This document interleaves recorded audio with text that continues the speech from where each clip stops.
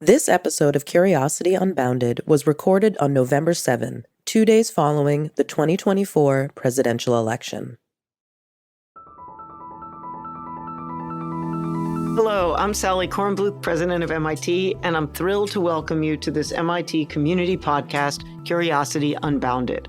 One of the great pleasures of my job is the opportunity to talk with members of our faculty who recently earned tenure. Like their colleagues in every field here, they're pushing the boundaries of knowledge and possibility. Their passion and brilliance, their boundless curiosity offer a wonderful glimpse of the future of MIT. And this podcast is a way to share that inspiration with the world. Today, my guest is Ariel White.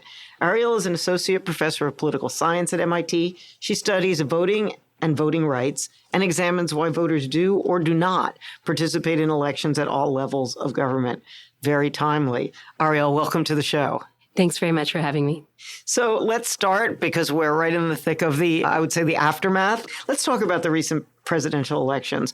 Were there any surprises for you in voter turnout? So it's early days to be completely sure about turnout, but it doesn't look, for example, like we will see anything that surpassed 2020. And there were certainly some predictions that we might see particularly strong turnout among specific groups.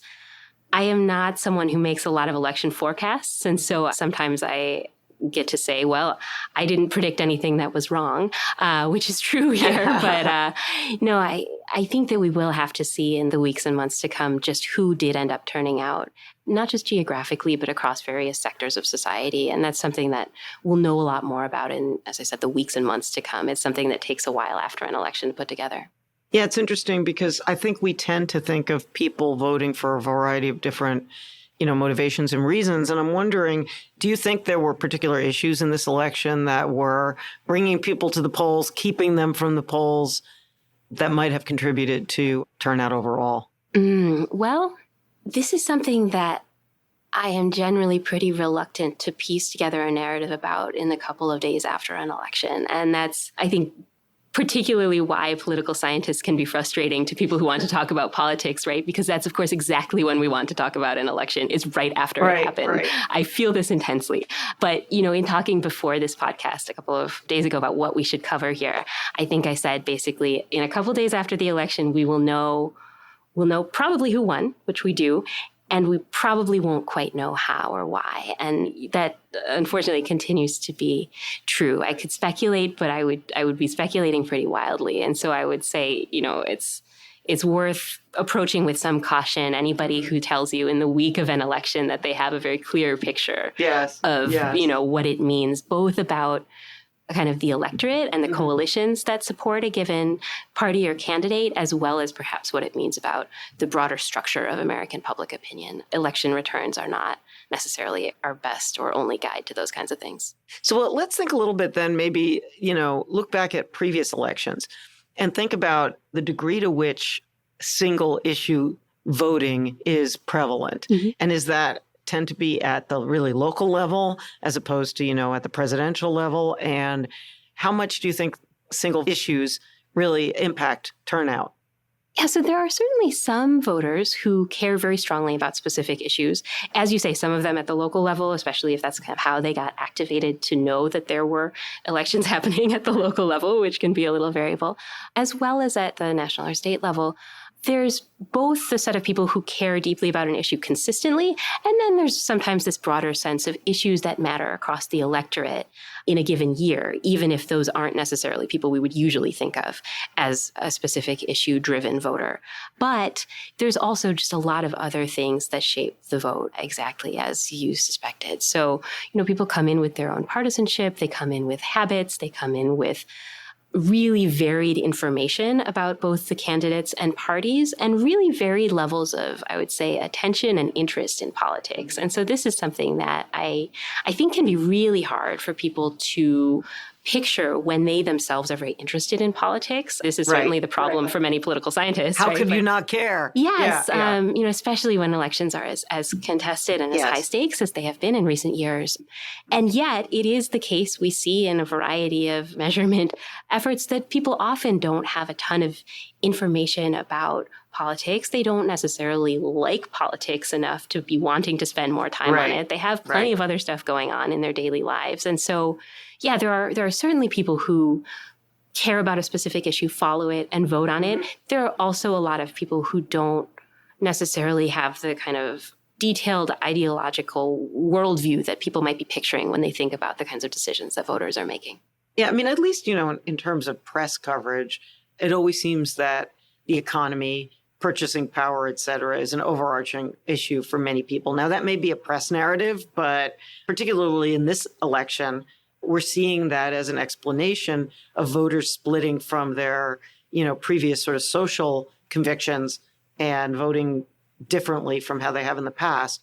And do you think that's sort of an accurate narrative that people, not just about this election, but that, people vote with their wallet? Yeah, so I think it's a plausible narrative about this election, though, as I said, but it is absolutely a broader story about how voting works in the U.S. It's certainly, I mean, there is work on economic, both shocks and kind of over time economic status that is certainly predictive of how, especially the incumbent party does, right? And so there are models that predict election outcomes based on the fundamentals earlier in the year. And I think a fair number of people who were running those models earlier this year said, this is going to be a tough election for the Democrats to make headway in, especially as they also looked not just at, historic U.S. patterns of voting and election kind of fundamentals like the economy, as well as when they looked at international comparisons to what's been going on with incumbent parties in the last couple of years as we see this kind of post-COVID inflation period. So it is not only the U.S. where the incumbent party has been pretty roundly thrown out this year. So yeah, there are broader trends there that we can certainly see as predictive and probably part of the story, even as I hesitate to say this is definitely the one thing. Yeah, I mean, it's actually kind of interesting when you think about it because, first of all, the direct impact of any individual leader or even an individual party holding power on the economy, there's impact, but it can be pretty loose. I mean, there's extreme examples like the New Deal, but, from year to year, it can be pretty loose. But the other thing is the lagging indicators, right? So that each person inherits the policies of their predecessor, and there's a lag. It takes time. Yes. Yeah. I mean, the question of how to assess a given candidate and a given party in the wake of 4 years of information with a really difficult set of counterfactual stories of what would have happened. That's a really daunting task to ask of voters, and it's worth keeping in mind that different people will approach how to do that in really different ways. Yeah, exactly. So you've been hesitant to make any sort of conclusions about this particular election. But what kinds of data are available immediately after an election? What can we learn from that? And if there's not a lot available immediately, what's the lag? Like, when will you feel comfortable saying, this is what happened in this election? So it gets better and better in the weeks and then in the months after the election, which is again, why political scientists are just no fun at parties, right? But in the days immediately after the election, we typically have some at least preliminary returns. I mean, some places are, of course, still counting ballots, depending on their approaches and turnout. But we have a general sense of about where turnout landed at a high level of aggregation. So we know about what that looked like nationally. We know what the vote outcome was nationally, as well as by state, and in a lot of cases by, county and city. And then we have some preliminary exit polls about what people said, who they said they voted for, and some of their personal characteristics, as well as why they said they voted for them, which I would say we particularly want to be cautious about as a question. Exactly. We can come back to that if we want to. Post facto rationales, Yes, this is not the kind of question that human beings are good at answering, I would say. Yes. And so we want to be really cautious about those. We also know that exit polling can depend on a variety of sampling approaches and assumptions about the electorate that are hard to maintain, especially given the many ways that people vote right now. So I would say we want to be ready for those to be revised as we learn more about who was actually in the electorate and how to think about how different sectors might have voted So that's, I would say, a work in progress in the time after the election. But then as time goes on, we start to get other sources of data. So we have, for example, more and more granular information about voting, about, for example, how many people turned out, not just at the county, not just at the town level, but at, for example, the precinct level. This is something one of my colleagues, Charles Stewart, puts together in his lab.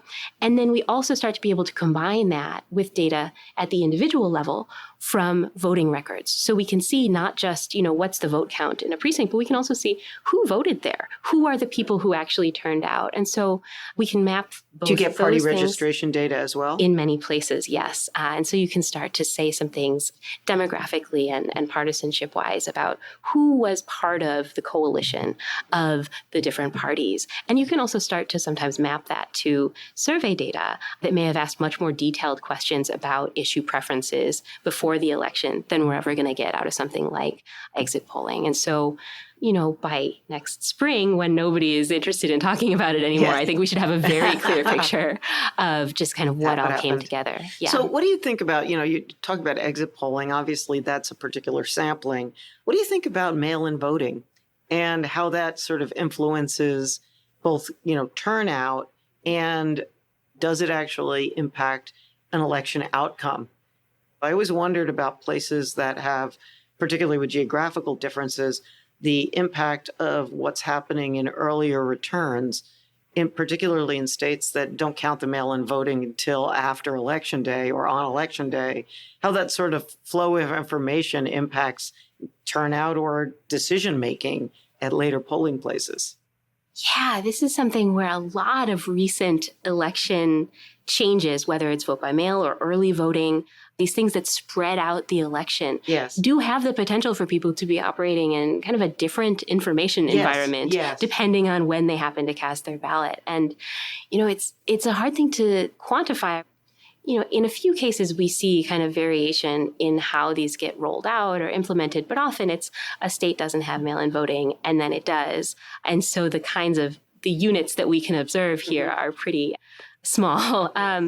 We don't, I would say, have a lot of evidence that making it a little bit easier to vote, kind of convenience voting reforms, necessarily have big effects on turnout, on participation, as we might have thought. And people generally, in the context of the modern U.S., things like early voting don't seem to bring more people out so much as they often make it easier and more convenient for the people who would have voted to vote. Right.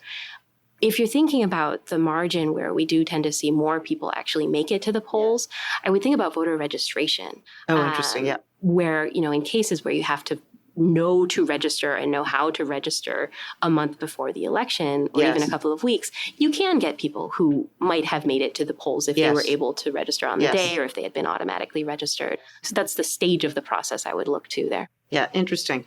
Your work has actually provided evidence in support of simpler election law and policies to help draw people to the polls, alleviate the burdens of voting. In general, what are the largest hurdles? Is it registration? Is it transportation? We always hear about the famous effects of weather. I'm just wondering what you've actually seen. Oh, there's a lot of reasons people don't vote, just like there's a lot of reasons people do vote and they vote the way they do. When I think about the whole universe of possibilities, I think about this classic book in political science about political participation that basically says, why don't people participate? Well, they can't, they don't want to, or nobody asked them. And that's basically the set of options, right? And so for voting, that can be that, people might struggle logistically with getting registered. They might not know how to take that step. In some cases, they're legally not allowed to, which is something that I also study. They might also just find politics distasteful enough that they don't want to. That's another big reason people don't make it to the polls.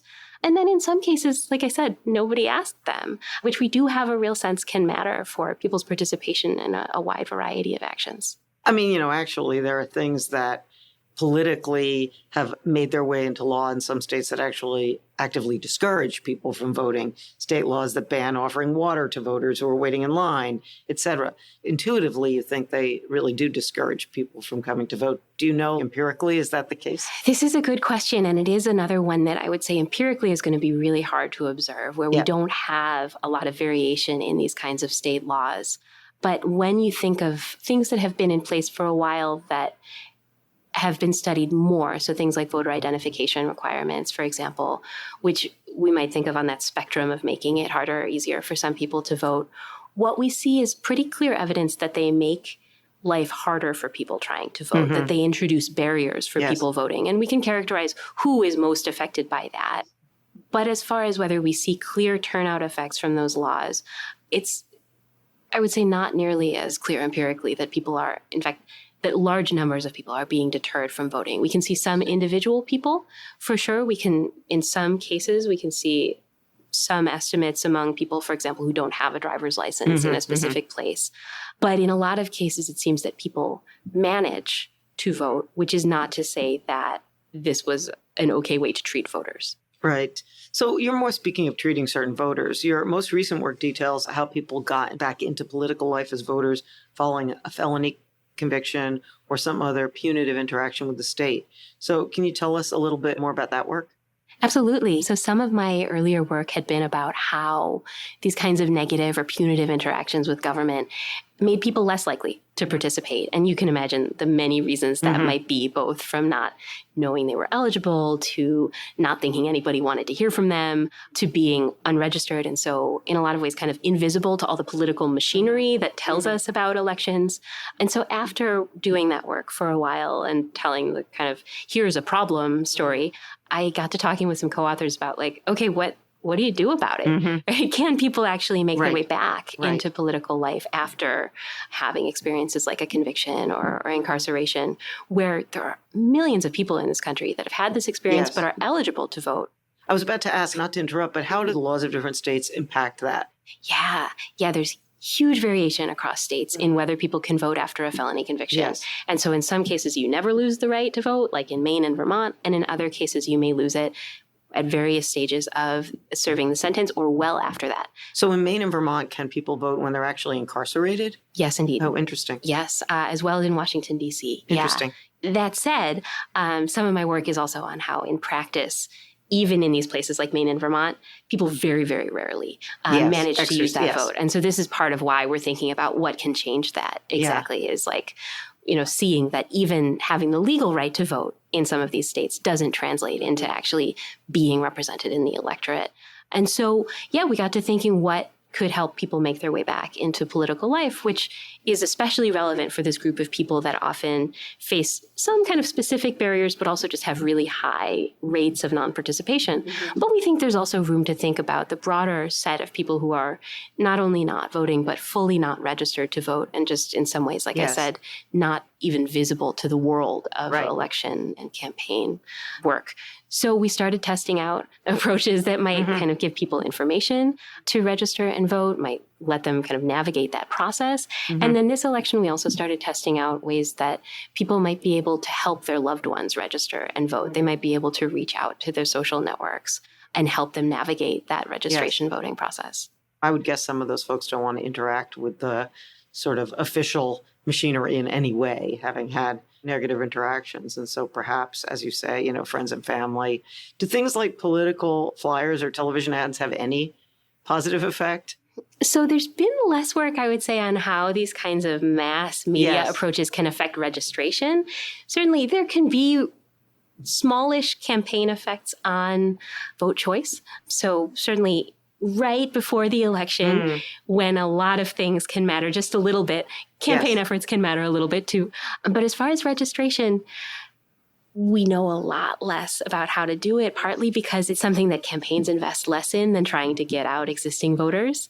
And it's something where you kind of don't, in some sense, you often don't know where to look, because unlike the list of voters that you can call or you can knock on their doors, the list of people who aren't registered to vote simply doesn't exist. There's nothing to work off of. Yeah, you know, it's actually interesting for this election. You know, in my case, I had moved to MIT from Duke, and we still own a house in Durham, North Carolina.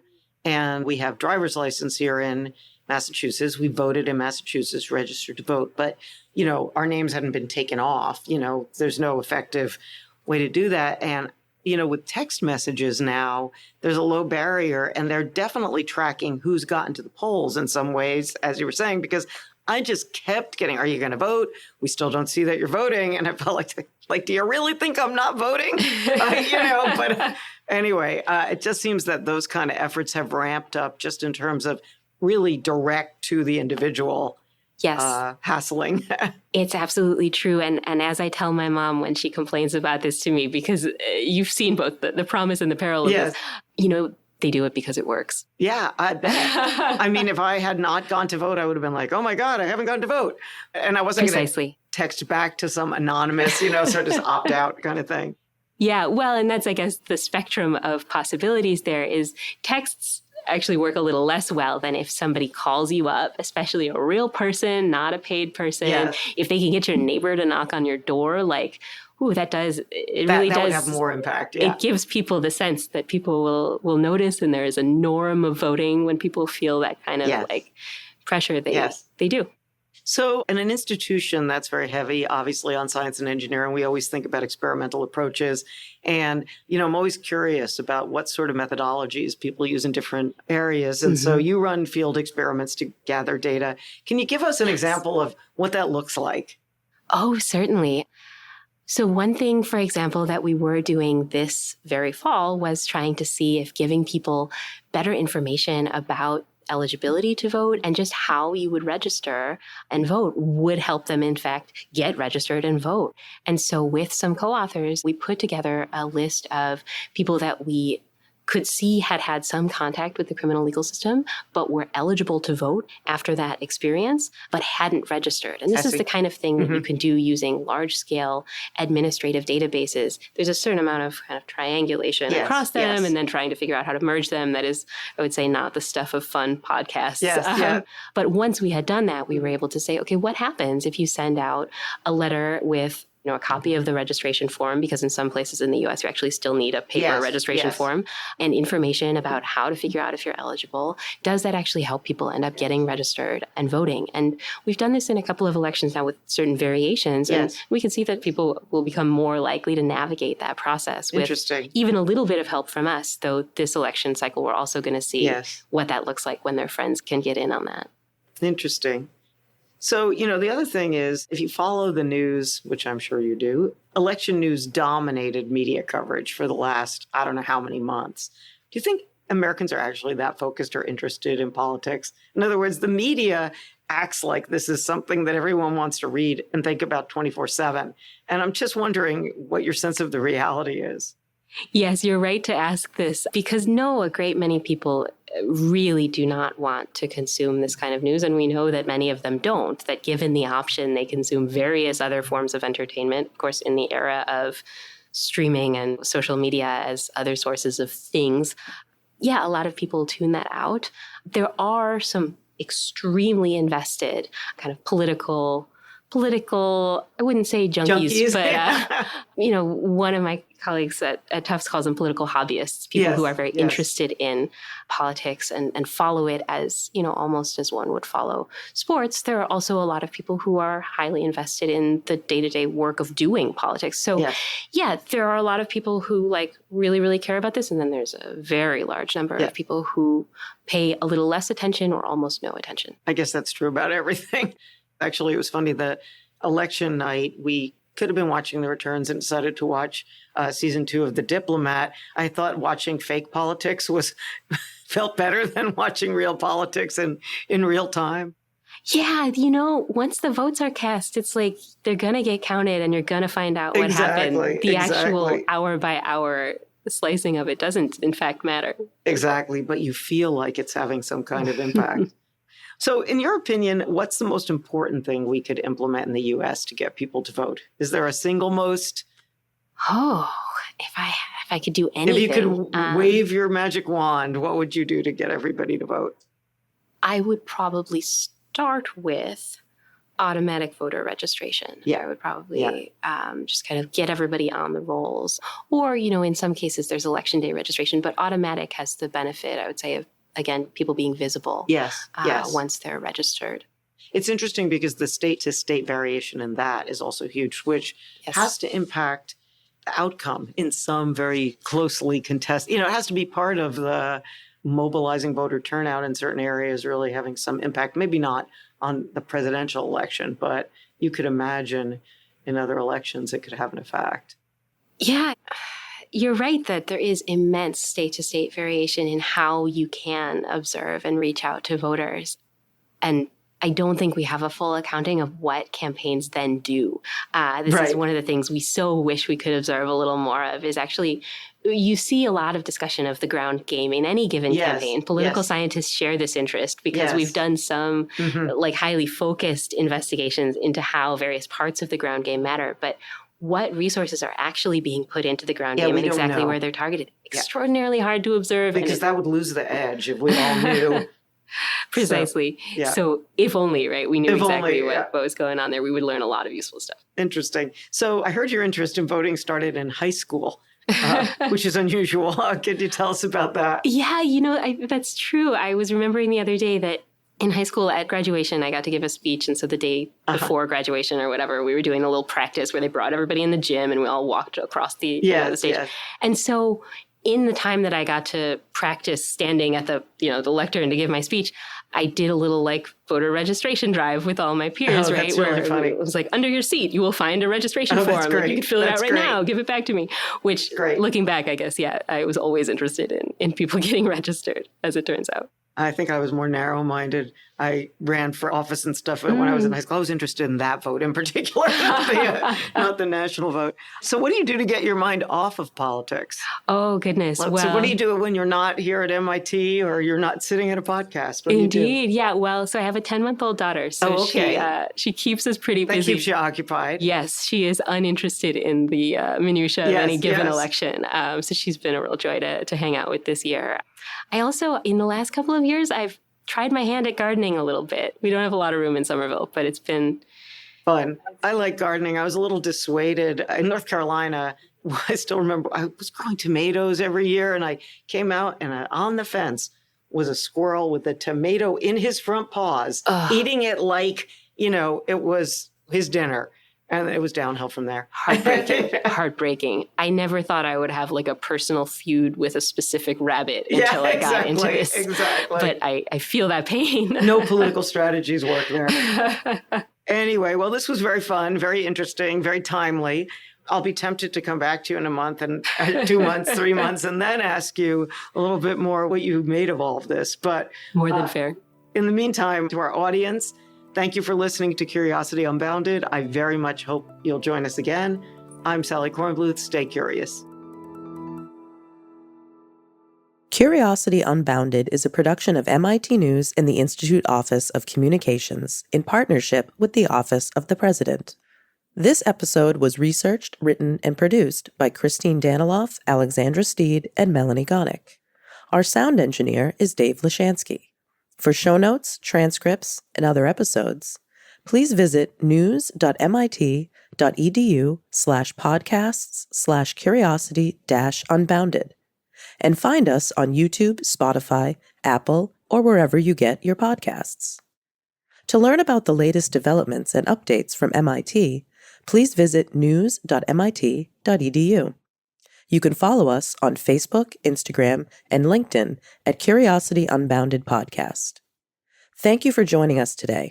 We hope you'll tune in next time when Sally will be speaking with Andreas Sefcook, an associate professor of urban science planning. They'll break down the effects of planning on quality of life for city dwellers and look at sustainable mobility within an urban environment. We hope you'll be there. And remember, stay curious.